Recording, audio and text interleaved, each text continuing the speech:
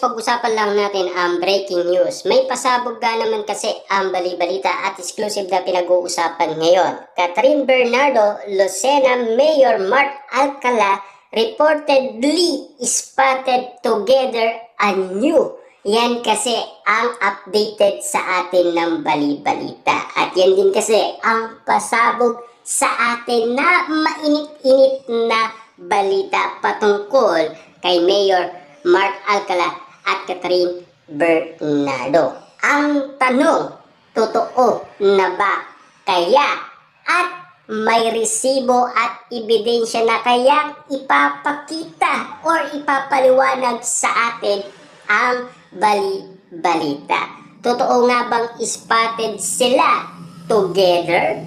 Kasi ang pagkakaalam natin, puro kwento-kwento ang intriga at issue patungkol umano kina Catherine Bernardo at Mayor Mark Alcala. Yan kasi ang malinaw na issue ngayon kina Catherine Bernardo at Mayor Mark Alcala.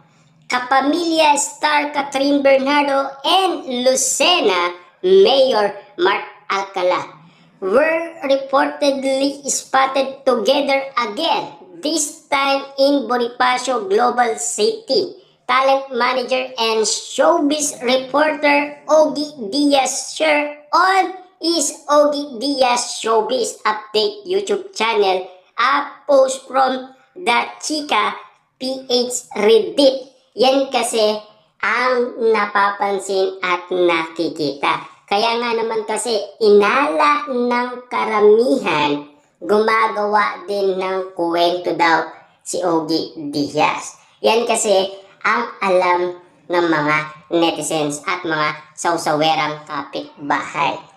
Eh siyempre, gusto natin malaman kung ang bali-balita ay meron din naman nalalaman. Kasi ang pagkakaalam natin, si Ogie Diaz ang naunang nag-ayag patungkol kay Mayor Mark Alcala at Catherine Bernardo hanggang sa nagaanap na ng resibo at ebidensyang tutukoy umano kung talagang katotohanan na meron ng jowa si Catherine Bernardo. Walang iba kundi si Mayor Mark Alcala. Pero umamin si Catherine na single siya.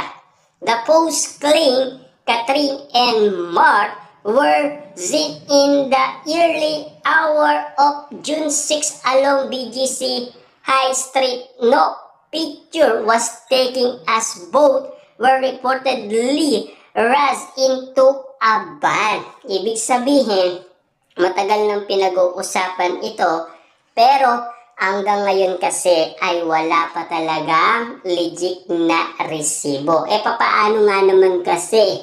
Meron daw bodyguard si Catherine Bernardo. Kaya nga naman kasi hindi makalapit umano ang nasabing source ng bali-balita. Pero spotted daw na kamuka ni Catherine Bernardo ang nasabing babae na tinutukoy nilang sumakay sa minivan. At ang tukoy nila ay si Mayor Mark Alcala ang nagmamay-ari ng sasakyan. Yan kasi ang ulat sa ating ng balita. The individual who made the post further explained they did not snap a picture as they did not expect to encounter the two, but added that Mark was having his photo taken with some electric scooters. Ogie did point out other Reddit user doubted the post. Kaso nga lang kasi wala pa talagang nakakapagbibigay ng resibo sa nasabing sinasabi ng user na nasa Reddit. Kasi ang pagkakaalam niya, pinagkakaguluhan daw si Mayor Mark Alcala.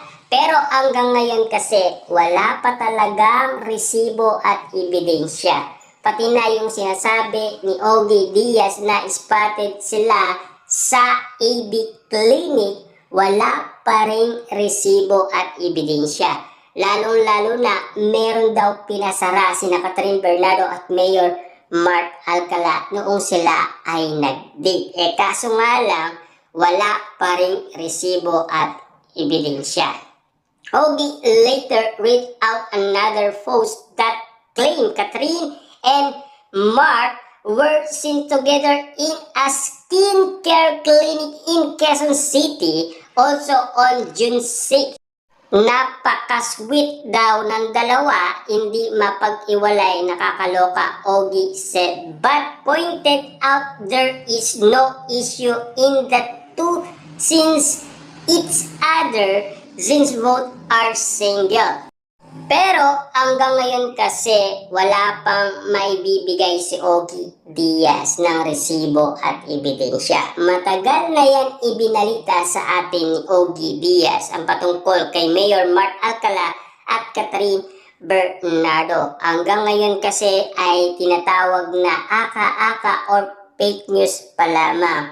Hanggat walang resibo at ebidensya, wala daw maniniwala sa mga kwento-kwento lang na ibinabato kay Catherine Bernardo at Mayor Mark Alcala. Lalong-lalo na kasi si Catherine Bernardo ay umaayaw umano sa online casino. Lalong-lalo na kasi pinag-uusapan ngayon at pinagkakaguluhan si Mayor Mark Alcala na sabongero daw. Yan kasi ang malinaw na sinasabi sa atin ng mga netizens at mga sausawer ng kapitbahay, lalong-lalo na ang mga Dililu fans ni Catherine Bernardo na nakapansin kay Mayor Mark Alcala na meron siyang awak na panabong at lalong-lalo na siya daw ay sumasabong kasi nakita yan ng karamihan.